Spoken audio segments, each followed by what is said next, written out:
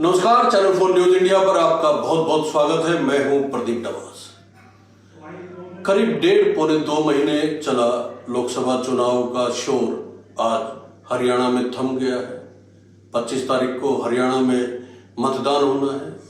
लोग अपने मताधिकार का प्रयोग करेंगे और इस बार हरियाणा की फिजा राजनीतिक तौर पर काफी बदली हुई दिखाई दी। चुनाव के रंग अलग अलग देखने को मिले। नेताओं ने प्रचार किया, बड़े बड़े नेता आखिरी दौर में यहां पहुंचे, चुनाव प्रचार किया, अपनी अपनी बात रखी, मतदाताओं को अपनी पार्टी के प्रत्याशी के हक में रिझाने और लुभाने की कोशिश की। प्रधानमंत्री नरेंद्र मोदी से लेकर विपक्ष के तमाम बड़े नेता राहुल गांधी, प्रियंका गांधी, मल्लिकार्जुन खड़गे और योगी आदित्यनाथ, भारतीय जनता पार्टी की ओर से राष्ट्रीय अध्यक्ष जेपी नड्डा, तमाम बड़े लोग हरियाणा पहुंचे। उन्होंने रोड शो की, रैलियां की और लोगों से अपने अपने पार्टी के प्रत्याशी के हक में वोट देने की अपील की। निश्चित तौर पर बड़ा चुनाव है। मैं बार बार कहता हूं कि पूरी दुनिया की निगाहें 2024 के लोकतंत्र के इस पर्व पर लगी हुई है। नवीन धमीजा जी हमारे साथ हैं, वरिष्ठ पत्रकार हैं। आप सब लोग जानते हैं कि हरियाणा की राजनीति की नब्ज पहचानते हैं, विशेष टिप्पणियां करते हैं। नवीन जी से बात करेंगे। नवीन जी, इस बार जो भारतीय जनता पार्टी की ओर से टिकटें अनाउंस की, बहुत पहले कर दी गई और एक ऐसा लग रहा था कि टिकटें मिलने के बाद जो प्रचार शुरू हुआ और कांग्रेस की टिकटें जो लेट होती गई, तो ये लग रहा था कि कहीं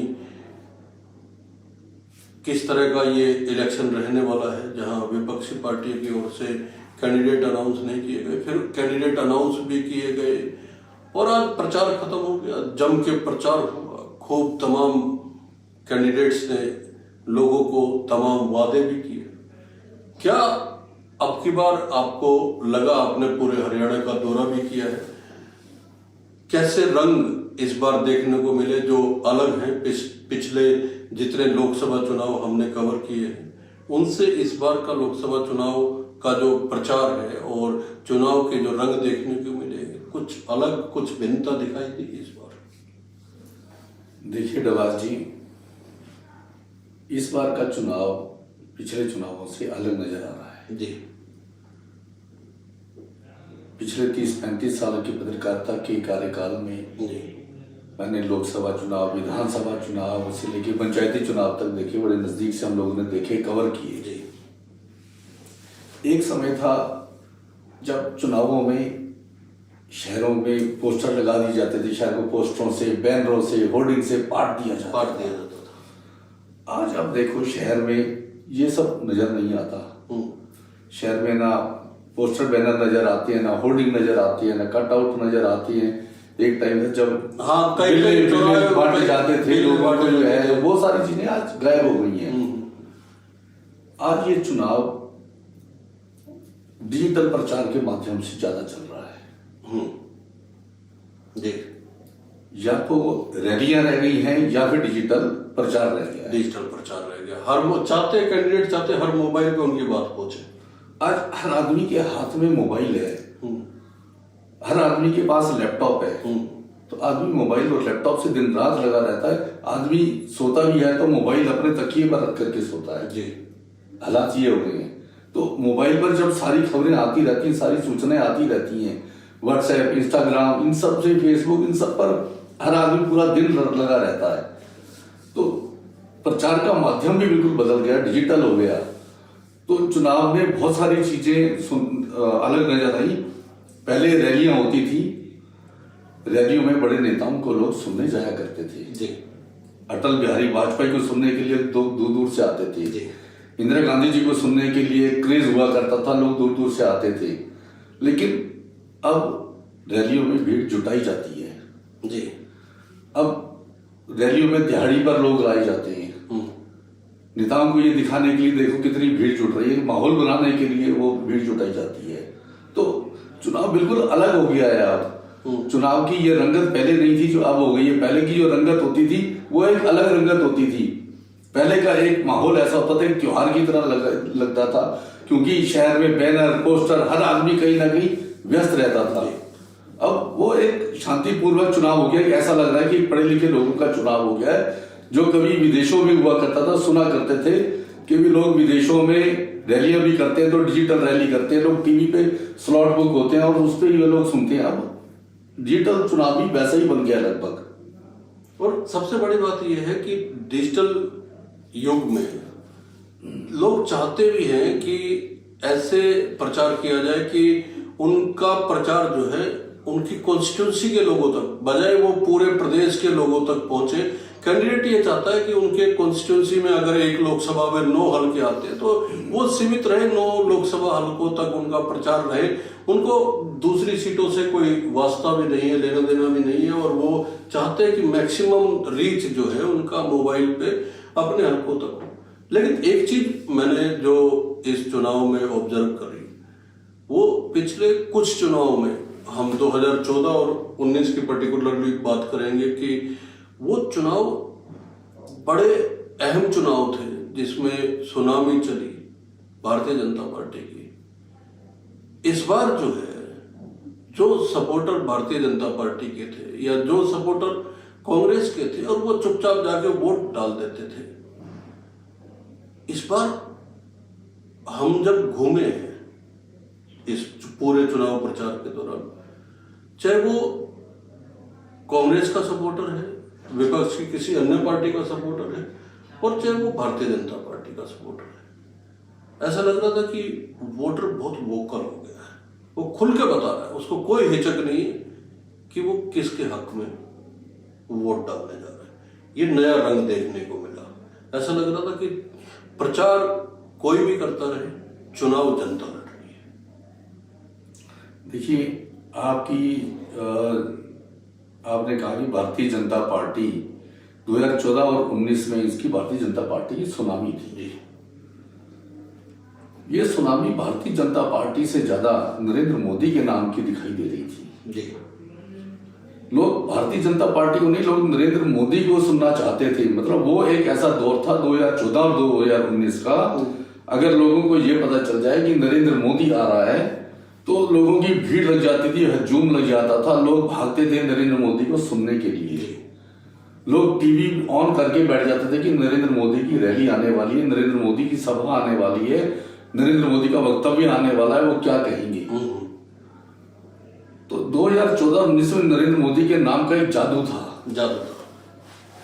हर आदमी उसके लिए पागल था। उस वक्त कोई पार्टी नहीं, भारतीय जनता पार्टी हो, कांग्रेस हो, इनेलो हो, लोकदल हो, लोग हर आदमी नरेंद्र मोदी को सुनना चाह रहा था, क्योंकि लोगों को ये लग रहा था नरेंद्र मोदी ने अपने भाषणों से ये जता दिया था कि कांग्रेस सरकार में जितने घोटाले हो रहे हैं, जितना भ्रष्टाचार है, अगर उनको मौका मिला तो ये भ्रष्टाचार खत्म कर देंगे, लोगों के लिए बड़ी सुविधाएं होंगी, महंगाई खत्म हो जाएगी, बेरोजगारी खत्म हो जाएगी। उन्होंने एक ऐसा सम्मोहित कर दिया था इस देश की जनता को कि लोगों को सिर्फ नरेंद्र मोदी दिखाई देने लगा था, वही सुनाई देने लगा था जी।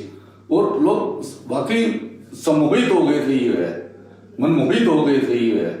लेकिन लोगों का अब ऐसा लग रहा है कि वो सम्मोहन टूट चुका है। इस बार इनका वो जादू नहीं चल रहा है नरेंद्र मोदी का। यही वजह है कि जनता जो है वो इस चुनाव में जो एक और रंग हम चुनाव प्रचार के दौरान के रंगों की बात कर लेते, एक और रंग देखने को मिला कि सत्ता पक्ष के उम्मीदवार जब वोट मांगने जा रहे थे, उनसे सवाल बहुत पूछे गए और लोगों ने मुखर होकर सवाल पूछे, खूब मुखर होकर। कहीं विरोध भी हुआ, कहीं हिंसा हुई जो नहीं होनी चाहिए थी, गलत था, लेकिन लोगों ने सवाल पूछे, खूब जम के सवाल पूछे। नवीन जी, देखिए, लोग अब जागरूक हो चुके हैं जी। इस मोबाइल ने, इस डिजिटल दुनिया ने लोगों को जागरूक कर दिया है। अभी तक लोग, एक ऐसा समय था जब लोग जिले के अधिकारियों से, डिप्टी कमिश्नर से, एमएलए से, मंत्री से, एमपी से मिलने में झिझकते थे जी। लोगों को लगता था कि एक बहुत बड़ा आदमी, उनके पास हम कैसे जाएंगे तो मुलाकात होगी या नहीं, हम लोगों को बाहर घंटों इंतजार करना पड़ेगा, और होता भी था ऐसा। लेकिन मोबाइल की दुनिया आने के बाद लोग जागरूक हुए, लोगों को अपने अधिकारों का भी पता चला, लोगों ने अपने अधिकारों का प्रयोग किया, लोग अफसरों को भी बताने लगे कि ये हमारा अधिकार है, नेताओं को भी बताने लगे ये हमारा हक है।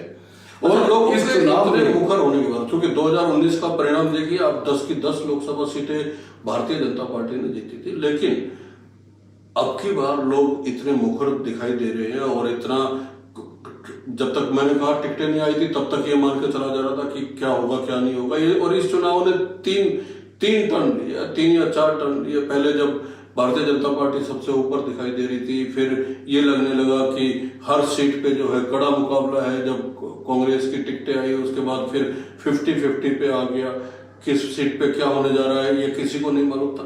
लेकिन एक बात तो तय है कि जिस तरह से नरेंद्र मोदी अम्बाला में, गोहाना में और आज महेंद्रगढ़ में उनकी रैली थी, तो खुद नरेंद्र मोदी को 3 बार आना पड़ा लोकसभा चुनाव में। जब तमाम जगह प्रचार खत्म हो गया उसके बाद हरियाणा में आना पड़ा उनको। राहुल गांधी चरखी दादरी में रैली करके गए और क्या नाम, आज सिरसा में प्रियंका गांधी का रोड शो, मल्लिकार्जुन खड़गे ने जो है वो अलग अलग जगह पे प्रचार किया। तो क्या ऐसा लग रहा है कि अब की बार सत्ता पक्ष और विपक्ष बहुत ज्यादा टफ फाइट में गिरे हुए हैं? देखिए डबास जी, सबसे पहले मैं आपके सवाल का जवाब दूंगा। आपने कहा कि लोग क्या मुखर नजर आ रहे हैं, क्या वो प्रत्याशियों से सीधी बात कर रहे हैं, सीधा आमना सामना हो रहा है, भी जो ऐसा कभी नहीं था। आपकी बात बिल्कुल सही है जी। कई जगहों पे जनता बिल्कुल मुखर होकर के नेताओं से क्वेश्चन कर रही है जी।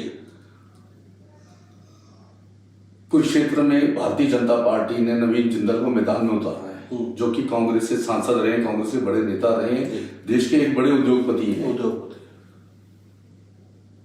जब वो मैदान में गए भारतीय जनता पार्टी के प्रत्याशी के रूप में, एक कार्यक्रम में लोगों ने उनसे पूछा कि आप ऐसी पार्टी के उम्मीदवार बने हैं जिस पार्टी ने आप पर 2000 रुपए के कोयला घोटाले का आरोप लगाया, आपके खिलाफ मुकदमा दर्ज किया, आपकी जांच करवाई, क्या आप उस भारतीय जनता पार्टी पे शामिल हो गए हैं? क्या उस भारतीय जनता पार्टी ने आपको माफ कर दिया है या आपकी क्या डील हुई है कोई? जब लोगों ने उनसे ये बात पूछी तो वो एकदम सन रह गए। उनको उम्मीद नहीं थी कि लोग ऐसा प्रश्न पूछ लेंगे सामने से, क्योंकि जनता कभी इतनी हिम्मत नहीं जुटा पाती थी, कभी ऐसा नहीं होता था। लेकिन जब उनसे ये प्रश्न पूछा गया वो उसका जवाब नहीं दे पाए, वो सन रह गए। उन्होंने अपना भाषण दिया और भाषण देने के बाद वहां से चले गए। और ऐसा माहौल यहाँ कभी था नहीं, लोगों में ऐसी हिम्मत नहीं थी कि वो ऐसा किसी नेता से पूछे। और देखो, इनका एक बड़ा कद्दावर नेता है नवीन जिंदल, देश के बहुत बड़े उद्योगपति हैं, बड़ा नाम है उनका। उनकी माताजी सावित्री जिंदल जो है राज्यसभा की मेंबर रही हैं, हरियाणा सरकार में मंत्री रही हैं, तो बड़ा नामी ग्रामीण परिवार है। और जहां तक आपने कही रैलियों की और बड़े नेताओं की बात, देखिए मनोहर लाल जी हरियाणा के मुख्यमंत्री रहे, हरियाणा के स्टार प्रचारकों में उनकी गिनती रही, लेकिन ऐसा माना जाता कि वो अपना पर्चा भरेंगे और उसके बाद उन्हें अपने लोकसभा क्षेत्र में जाने की जरूरत नहीं पड़ेगी, वो चुनाव जीत जाएंगे। और कांग्रेस भारतीय जनता पार्टी दोनों सीट को सेफ मान के चल रहे थे, लेकिन उनके चुनाव प्रचार के लिए भाजपा के राष्ट्रीय अध्यक्ष जेपी नड्डा को आना पड़ा, अमित शाह को आना पड़ा, राजनाथ सिंह को आना पड़ा। आप ये देखिए, इसका मतलब ये है कि चुनाव कहीं भी हरियाणा में इनकी सीट सेफ नजर नहीं आ रही है, चुनाव कांटे की टक्कर है। जब मुख्यमंत्री के लिए स्टार प्रचारकों को आना पड़ गया तो आप इस बात से अंदाजा लगाएं कि चुनाव इसका मतलब कहीं भी आसान नहीं नजर आ रहा। आज प्रियंका गांधी सिरसा में उन्होंने अपना रोड शो किया, भारी हजूम था उनके रोड शो में। उसके बाद पानीपत में उन्होंने जनसभा को संबोधित किया। जनसभा में संबोधित करते हुए उन्होंने, मैंने ये देख रहा था कि उन्होंने हर तबके को साधने की कोशिश की है। वो जब मंच पर आई तो सबसे पहले उनका जो मैंने पहनावा देखा वो पंजाबी लिबास में थी, पंजाबी सूट पहना हुआ था उन्होंने, क्योंकि वहां से मुख्यमंत्री मनोहर लाल जी की ये सीट है, वो पंजाबी तबके से हैं। कांग्रेस के प्रत्याशी बुद्धि राजा वो भी पंजाबी तबके से हैं। वो दोनों वो अपने पंजाबी सीट मानी जा रही है। नई ट्रम्प जो है ना, वो इस चुनाव में लोगों को, हालांकि हम जब पढ़ते थे और उसके बाद से जब से समझने लगे हैं, तो वो खुद को बताते हैं मैं पंजाबी ब्राह्मण हूँ। तो ब्राह्मण और पंजाबी, क्योंकि देखिए ब्राह्मण सीट भी रही है करनाल लगातार, ब्राह्मण सीट भी रही करनाल जो है, बिल्कुल बिल्कुल। और आप उन्होंने अपने भाषण की शुरुआत ही की, मैं तो आदि पंजाबी हूँ। उन्होंने कहा मैं आदि पंजाबन हूँ और पंजाबियत मेरे अंदर बसती है। तो ये कह के उन्होंने सबसे पहले पंजाबियों को साधने की कोशिश की। फिर उन्होंने लंबा भाषण दिया किसानों के ऊपर, किसानों के साथ किसान आंदोलन में क्या क्या हुआ, किस तरह से हिंसा हुई, किस तरह से उनको प्रताड़ित किया गया। उन्होंने कहा कांग्रेस सरकार आई तो उनको न्यूनतम समर्थन कीमत उनको हम देंगे। ये है आज समीक्षा की जानी चाहिए। आज आखिरी दिन था प्रचार का। मोदी जी 3 बार आके जा चुके हैं, उन्होंने रैलियां की है। राहुल गांधी आज भी मोदी जी ने रैली की, हाँ, और राहुल गांधी भी आगे जा चुके, खड़गे आगे जा चुके। तो आज हम राहुल गांधी, प्रियंका गांधी और मोदी जी के जो रैलियां हुई हैं और जो भाषण हुए, उनको किस नजरिए से देखते हैं? लोगों को कौन सा नेता जो है वो प्रभावित कर रहा है, उनकी कौन सी बातें प्रभावित कर रही है? जो 25 तारीख को लोग सोच के, अगर नेता को सुनने के बाद वोट कास्ट करते हैं लोग, तो कौन सी बात ज्यादा असर करती है? देखिए डवाज जी, जैसा हम अभी चर्चा कर रहे थे 2014 और 2019 में ये देश नरेंद्र मोदी को सुन रहा था, सारा देश।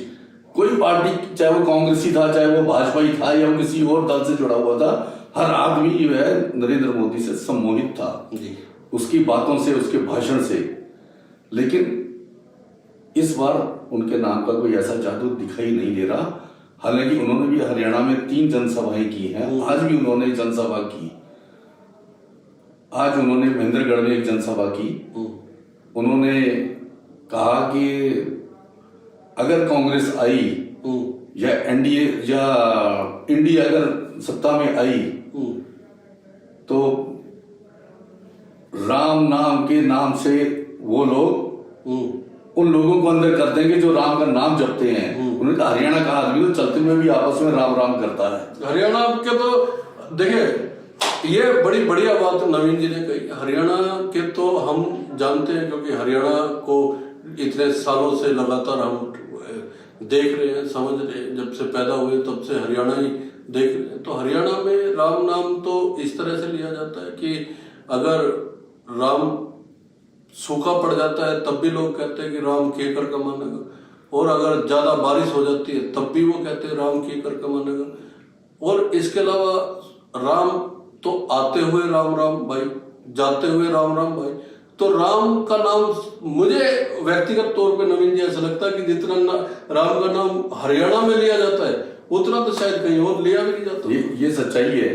देखिए हरियाणा में लोग किसी को विश करना होता है तो चलते आते आदमी कहता है राम राम भाई जी, क्या हाल है, ठीक हो? तो हर आदमी राम राम करता है एक दूसरे से। राम राम करके ही सुबह हो, दोपहर हो, शाम हो, आदमी राम का नाम लेता है, राम ही करता है। आते हुए भी राम राम, जाते हुए भी राम राम। अच्छा जी, राम राम। और कोई अनजान आदमी भी आ रहा है तो जा रहा है तो आदमी कहता है राम राम भाई साहब, ठीक हो? तो यहाँ तो हरियाणा में का आदमी तो राम का नाम जपता ही रहता है, वो राम का नाम लेता है। और नरेंद्र मोदी जी क्योंकि हरियाणा में रहे हैं, उन्होंने लंबा समय निकाला है, तो उनको इस बात की पता है। उन्होंने लोगों की इसी नवज को पकड़ते हुए आज महेंद्रगढ़ की रैली में राम राम का ही उन्होंने यह मुद्दा उठाया। उन्होंने कहा अगर इंडी सरकार आई तो वो जो आदमी लोग राम का नाम लेते हैं उनको अंदर दे देगी। उन्होंने आज भी वहां पर हरियाणा के मुद्दे उठाते हुए कहा कि मेरा हरियाणा से विशेष लगाव रहा है। लेकिन कितना लगाव रहा है ये हरियाणा की जनता देख चुकी है। उन्होंने अपनी गुड़गांव की पिछली रैली में मनोहर लाल जी को कहा कि इनका मेरा विशेष लगाव इनसे रहा है, मेरे पास कुछ नहीं था, मेरे पास साधन नहीं था, ये मुझे मोटरसाइकिल पर लेकर आते थे और अगले दिन उनकी मोटरसाइकिल पंचर हो गई, उनको मुख्यमंत्री पद से हटा दिया। तो इस बार जो आश्वासन देके गए हैं तो क्या जनता भरोसा कर पाएगी या नहीं कर पाएगी, ये बड़ा सवाल है। 25 तारीख को पता चलेगा। लेकिन राहुल गांधी और प्रियंका गांधी की ओर से जो आश्वासन दिए गए, ऐसा लगता है कि जिस तरह से मोदी जी भाषण दे रहे, लोग भरोसा करते हैं। बड़ा एक सबसे बड़ा चेहरा है भारतीय जनता पार्टी का, और उनकी लोकप्रियता कहीं से कोई कमी दिखाई नहीं देती है, लोग उन पर भरोसा भी करते हैं। लेकिन तार्किक बात तो राहुल गांधी भी कर रहे हैं, कांग्रेस पार्टी भी कर रही है। वो मुद्दों की बात करते हैं। वो कहते हैं कि बेरोजगारी का सवाल उठाते हैं। वो कहते हैं 30 लाख जो केंद्रीय पद खाली पड़े हुए हैं उनको भरने का काम करेंगे। उन्होंने टाइम टेबल शेड्यूल जो है लोगों तक बता दिया है कि इस तारीख को पेपर करवा देंगे, इस तारीख को ये हो जाएगा। ये उन्होंने शेड्यूल बता दिया। उन्होंने कर्ज माफी की बात की है। उन्होंने जो है महिलाओं को लखपति बनाने की बात की है। वो अपना रोड मैप भी बता रहे हैं, विजन भी बता रहे हैं, और वो कहीं ना कहीं मुद्दों को टच करने की कोशिश कर रहे हैं। लोग प्रभावित हुए इस पूरे चुनाव प्रचार। देखिए डबास जी, 2014-2019 के चुनाव के बाद 14 से लेके 2024 इन 10 सालों में सारा देश नरेंद्र मोदी को सुन रहा था, नरेंद्र मोदी को देख रहा था, नरेंद्र मोदी की गतिविधियां देख रहा था। नरेंद्र मोदी ने राहुल गांधी को पप्पू की संज्ञा दे दी, उसको पप्पू बना दिया था जी, और सारा देश उसे पप्पू कहने लगा था। जबकि वो ऐसा नहीं है, वो पढ़ा लिखा है। विदेश में जिस आदमी ने पढ़ाई लिखाई की वो हाईली एजुकेटेड है, तो ऐसा नहीं है कि वो बेवकूफ है, ऐसा नहीं है, उसे पता नहीं है। लेकिन उसकी एक छवि ऐसी बना दी गई कि लोगों को लगे कि ये पप्पू ही है, इसे तो कुछ नहीं पता।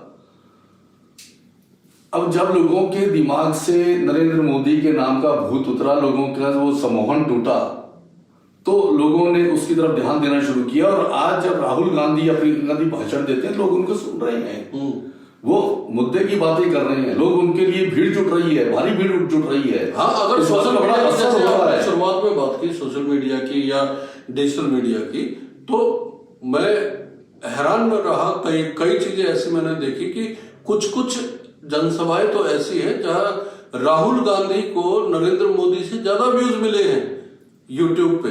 उनका अपने यूट्यूब चैनल पे अगर वो डाल रहे हैं और नरेंद्र मोदी के यूट्यूब पे उनका भाषण डल रहा है नरेंद्र मोदी का, तो व्यूज का कंपैरिजन हम करते हैं तो कई बार तो बड़ा अंतर देखने को मिलता है। राहुल गांधी के व्यूज बहुत ज्यादा होते हैं। भाई देखिए, एक तो ये तो सच्चाई है कि जो विपक्ष का नेता होता है उसके पास कहने को बहुत बातें होती हैं, क्योंकि जो भी सत्ता में होता है जनता उससे खफा होती है, हमेशा होती है। ये सदा से होता रहा है, क्योंकि लोगों की आकांक्षाएं, लोगों की अपेक्षाएं हमेशा सरकार से होती हैं, जो सत्ताधारी नेता होते हैं उनसे होती हैं। और जितना बड़ा मैंडेट 2014-2019 में नरेंद्र मोदी को मिला, लोगों की अपेक्षाएं भी उतनी ज्यादा थी, लोगों की आकांक्षाएं भी उतनी ज्यादा थी। लेकिन आज अगर हम बात करते हैं, आप देखो राहुल गांधी और प्रियंका गांधी बात करते हैं किसानों की, वो बात करते हैं बेरोजगारी की, वो बात करते हैं महंगाई की, वो बात करते हैं जो आम जनता से जुड़े मुद्दे हैं उनकी, तो वो लोगों के दिल को छूती हैं। वो आज प्रधानमंत्री या भारतीय जनता पार्टी उन मुद्दों को नहीं छू पा रही है जो जिन मुद्दों को प्रियंका गांधी छू रही है, जिन मुद्दों की बात राहुल गांधी कर रहे हैं। वो आम जनता से जुड़ी बातें कर रहे हैं और जनता को वो अच्छी लग रही है, जनता को वो सुहा रही है बातें, इसीलिए उनके लिए आज भीड़ जुट रही है।